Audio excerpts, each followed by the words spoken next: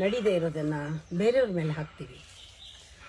ಈ ಪರೀಕ್ಷೆ, ಸತ್ವ ಪರೀಕ್ಷೆ, ನಿಜವಾಗ್ಲೂ ದಿ ಗ್ರೇಟೆಸ್ಟ್ ಇಂಟ್ರಾಸ್ಪೆಕ್ಷನ್, ಆತ್ಮವೀಕ್ಷಣೆ ಅಂತಾರೆ, ಅಂತರ್ವೀಕ್ಷಣೆ ಇದು. ಹೀಗೆ ನೋಡಿಕೊಂಡಾಗ ಅದ್ಭುತವಾದ ಒಂದು ರಹಸ್ಯ ನಮ್ಮಲ್ಲೇ ರಿವೀಲ್ ಆಗುತ್ತೆ, ಹೊರಗೆ ಬರುತ್ತೆ. ಇದು ಹೇಗಾಗತ್ತೆ? ಸುಲಭವಾಗಿ answer, right answer is ego. Right answer ಸಾಕಾಗಲ್ಲ, ಈಗೋ ಅಂತ ಸುಮ್ಮನೆ ಗೊತ್ತಾದರೆ ಸಾಕಾಗಲ್ಲ. ಆ ಈಗೋ ಅನ್ನೋದು ತಿಳುವಳಿಕೆ ಆಗಬೇಕಾದ್ರೆ, ಈಗೋ ಒಂದು ಅರಿವಾಗಬೇಕಾದ್ರೆ, ಅದು ನಮ್ಮ ಒಳಗಡೆ ದರ್ಶನ ಆಗಬೇಕು. ಮಾಯೆ ಅಂತ ಗೊತ್ತಾಗೋದು ಒಂದು ದರ್ಶನವೇ, ಸತ್ಯವೇ ಅದು.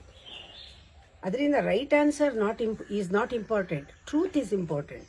Why I pass the buck, main reason ಏನು, ಮೂಲವಾಗಿ ಏನು ಬೇಸಿಕ್ ಫಾಲ್ಟ್ ನಮ್ಮಲ್ಲಿ, ಏನು ಬೇಸಿಕ್ ತೊಂದರೆ ಏನಿದೆ ನಮಗೆ, ಇದು ನಾವು ನೋಡ್ಕೋಬೇಕಾಗತ್ತೆ. ಇಲ್ಲಿ ನಮ್ಮಲ್ಲಿ ನಾವು ಒಳ್ಳೆಯವರು, ಗುಡ್ ಅಂತ ಚಿಕ್ಕ ಮಕ್ಕಳಿಂದ ನಮಗೆ ಹೇಳ್ಕೊಟ್ಟಿದ್ದಾರೆ. ಒಳ್ಳೆ ಬುದ್ಧಿ ಕೇಳು ದೇವ್ರನ್ನ, ಒಳ್ಳೆ ಬುದ್ಧಿ ಕೊಡಪ್ಪ. ಆದರೆ ಒಳ್ಳೆ ಬುದ್ಧಿ ಅಂದರೆ ಅದಕ್ಕೆ ಉತ್ತರ ಏನು? ನೋಡು, ಇವೆಲ್ಲ ಒಳ್ಳೆ ಗುಣಗಳು ಕೇಳು. ಯಾವುದು? ಸತ್ಯ ಹೇಳೋದು, ಬೇರೆಯವ್ರಿಗೆ ನೋವು ಮಾಡದೇ ಇರೋದು, ಬೇರೆಯವರಿಗೆ ಸಹಾಯ ಮಾಡೋದು, ಎಲ್ಲ ಮಾರಲ್ ಕಥೆಗಳೆಲ್ಲ ಹೇಳಿಬಿಟ್ಟು ಇವೆಲ್ಲ ನೀನು ಒಳ್ಳೆ ಗುಣಗಳು, ಇದೆಲ್ಲ ನೀನು ಸಂಪಾದಿಸ್ಕೋಬೇಕು, ನೀನು ಹೀಗಿರಬೇಕು, ಒಳ್ಳೆಯವನಾಗಿರಬೇಕು, ಯಾರ ಹತ್ರ ಬಯಸ್ಕೋಬೇಡ, ಕೆಟ್ಟವನಾಗಬೇಡ, ಇದೆಲ್ಲ ಹೇಳಿರ್ತಾರೆ. ಯಾರು ನಿನ್ನನ್ನು ಕೆಟ್ಟವನು ಅಂದರೆ ನಾನು ಸಹಿಸೋಕ್ಕಾಗಲ್ಲ, ಯಾರು ತಪ್ಪು ಕಂಡುಹಿಡಿದೇ ಇರೋ ಹಾಗೆ ಇರು, ತಪ್ಪು ಮಾಡಬೇಡ, ಒಳ್ಳೆಯದೇ ಮಾಡು, ಇವೆಲ್ಲ ಈ ಅಡ್ವೈಸ್ ಎಲ್ಲ ಕೇಳಿ ಕೇಳಿ ಕೇಳಿ ಕೇಳಿ ಹೇಳಿ ಹೇಳಿ ಹೇಳಿ ಹೇಳಿ ಇದು ಮೀನಿಂಗ್ಲೆಸ್ ಆಗಿಬಿಟ್ಟಿದೆ. ಇದೇ ನಮ್ಮ ಮಕ್ಕಳು ಹೇಳ್ತಾರೆ, ಕತೆ ಕೇಳಿಬಿಟ್ಟು ಮಾರಲ್ ಆಫ್ ದ ಸ್ಟೋರಿ ಅಂದರೆ ನಮಗೆ ಗೊತ್ತು ಅಂತ ಹೇಳ್ತಾರೆ. ಅಷ್ಟು ಏನು ಗೊತ್ತಾಯ್ತಾ ಅಂತ ಕೇಳಿದ್ರೆ ಇಷ್ಟಪಡಲ್ಲ. ಆದರೂ ನಮಗೆ ಗೊತ್ತಿರುತ್ತೆ ಯಾರು ಕೆಟ್ಟವರಾಗಬೇಕು ಅಂತ ಇಷ್ಟ. ನೀವೇ ಪ್ರಶ್ನೆ ಕೇಳ್ಕೊಳ್ಳಿ, ನಿಮಗೆಲ್ಲರೂ ಪಾಪಿ, ದ್ರೋಹಿ, ಸುಳ್ಬುರ್ಕ, ಕೆಟ್ಟವನು, ಮೋಸಗಾರ, ಕಳ್ಳ ಅಂತ ಬೈಯೋದಿಷ್ಟನ?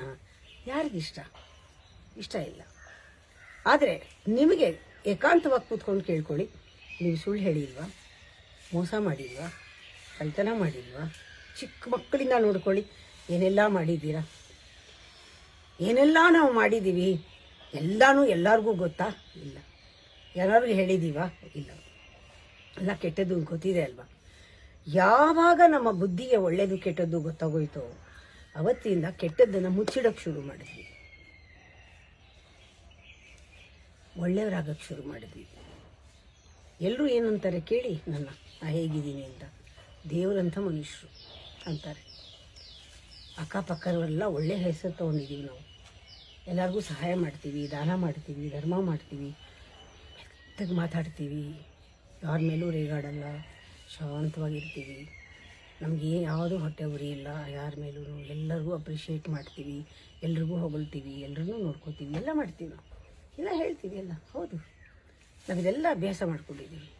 ನಾವು ತುಂಬ ಒಳ್ಳೆಯವರಂತ ನಾವು ಮಾಡಿ ಮಾಡಿ ಮಾಡಿ ಜನಗಳನ್ನೆಲ್ಲ ನಂಬಿಸಿ, ಎಲ್ಲರೂ ನಂಬಿ ಹಬ್ಬ ನಾನು ಒಳ್ಳೆಯವರು ಅಂತ ಪ್ರೂವ್ ಮಾಡಿಬಿಟ್ಟಿದ್ದೀವಿ ಸೊಸೈಟಿಗೆ.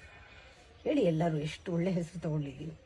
ಆ ಪ್ರಾಸೆಸ್ನಲ್ಲಿ ನಾವು ನಂಬಿಡ್ತೀವಿ, ಮೆಸ್ಮರೈಸ್ ಮಾಡ್ಕೊಳ್ತೀವಿ, ನಾನು ಬಹಳ ಒಳ್ಳೆಯವನು ಅಂತ. ಯಾಕೆ ಆ ಒಳ್ಳೆಯ ಹೆಸರು ಬಂದಿರೋದು? ಹೇಗೆ ಬಂತು? ನನ್ನ ಬುದ್ಧಿಯನ್ನು ನಿರಂತರವಾಗಿ ಕೆಟ್ಟದ್ದನ್ನು ಮುಚ್ಚಿಡೋದು. Why you are good? Because you can't be bad. ತಾಕತ್ತಿಲ್ಲ ನಮಗೆ, ಎಲ್ಲ ಮುಚ್ಚಿಡ್ತೀವಿ. ಯಾರ ಕಣ್ಣಿಗೂ ಬೀಳಬಾರ್ದು, ಯಾರಿಗೂ ಗೊತ್ತಾಗಬಾರ್ದು. ಗೊತ್ತಾದರೆ ನಮಗೆ ತುಂಬ ಹರ್ಟ್ ಆಗುತ್ತೆ. ಈಗೋ ಕೆಲಸನೇ ಅದು, ಬ್ಯಾಡೆಲ್ಲ ಮುಚ್ಚಿಡೋದು, ಯಾವ್ಯಾವ್ದು ಬೇಡ ಎಲ್ಲ ಮುಚ್ಚಿಡೋದು. ಈ ಥರ ನಾವು ಇರೋದ್ರಿಂದ ನಮಗೆ ಚೆನ್ನಾಗಿ ಕಾಣೋದು ಬಹಳ ಮುಖ್ಯ, ಇರೋದಲ್ಲ. ಚೆನ್ನಾಗಿ ಕಾಣೋದು, ತೋರೋದು, ಜನಗಳೆಲ್ಲ ನೋಡಿದ್ರೆ ಏನು ಅನ್ಕೋತಾರೋ ಅದು ಬಹಳ ಮುಖ್ಯ ಆಗಿಬಿಟ್ಟಿದೆ. ಅದನ್ನು ಇಮೇಜ್ ಅಂತೀವಿ. ಇಮೇಜ್ನ ಕಾಪಾಡೋದೇ ನಮ್ಮ ಕೆಲಸ. ನಮ್ಮ ಬುದ್ಧಿ ಎಲ್ಲ ವ್ಯಯ ಆಗ್ತಾಯಿದೆ, ನಮಗೆ ಗೊತ್ತೇ ಇಲ್ಲ. ನಮ್ಮ ಸುಳ್ಳು ಇಮೇಜ್ನ ಕಾಪಾಡಿಕೊಂಡು ಒಳ್ಳೆಯವರು ಅಂತ ತೋರಿಸ್ಕೊಳ್ಳೋದ್ರಲ್ಲಿ, ಹೆಸರುಗಿಟ್ಟಿಸ್ಕೊಳ್ಳೋದ್ರಲ್ಲಿ, ಫೇಮಸ್ ಆಗೋದ್ರಲ್ಲಿ, ಇದಕ್ಕೆ ನಮ್ಮ ಬುದ್ಧಿ ಎಲ್ಲ ವೇಸ್ಟ್ ಆಗಿದೆ. ಗೊತ್ತಿಲ್ಲ ನಮಗೆ. ಒಂದು ಸತಿ ಇಮೇಜ್ ಕ್ರಿಯೇಟ್ ಆದಮೇಲೆ ಅದು ಹಾಳಾಗದೇ ಇರೋ ನೋಡ್ಕೊಳ್ಳೋಕ್ಕೆ ಇನ್ನೂ ಬಹಳ ಜೋಪಾನ ಮಾಡೋಕ್ಕೆ ಕಷ್ಟಪಡಬೇಕಾಗತ್ತೆ. ಹೀಗಾಗಿ ಎಲ್ಲ ನಮಗೆ ಒಳಗಡೆಗೆ ಕೆಟ್ಟತನ ಎಲ್ಲ ಸೇರ್ಕೊಂಡ್ಬಿಟ್ಟಿದೆ, ಮೇಲ್ಗಡೆ ಒಳ್ಳೆಯವರಾಗಿದ್ದೀವಿ. Ego never wants to give up. ಯಾವತ್ತೂ ನಮ್ಮ ಅಹಂಕಾರ ಕೆಟ್ಟದ್ದನ್ನು ಹೊರಗೆ ಬರೋಕ್ಕೆ ಬಿಡಲ್ಲ. ಒಳ್ಳೆಯವರ ಕಾಣೋದು ಮುಖ್ಯ ಆಗಿದ್ದರಿಂದ ಗೆದ್ದಿದ್ದು ಚೆನ್ನಾಗಿರೋದು ಎಲ್ಲ ನಾನು, ಇಲ್ಲದೇ ನಾನಲ್ಲ. ಅದಕ್ಕೆ 108 ಕಾರಣಗಳನ್ನ ಹುಡುಕ್ತೀವಿ. ಇದು ಸರಿ ತಪ್ಪು ನಾವೇ ಡಿಸೈಡ್ ಮಾಡಬೇಕು. ಸತ್ಯ ನೋಡಬೇಕಾದ್ರೆ, ನಿಜವಾದ ಹೊರಗಡೆಗೆ ಬರಬೇಕಾದ್ರೆ ಈ ಗುಡ್ ಆ್ಯಂಡ್ ಬ್ಯಾಡ್ನ ಮೀರಿ ಹೋಗಬೇಕು.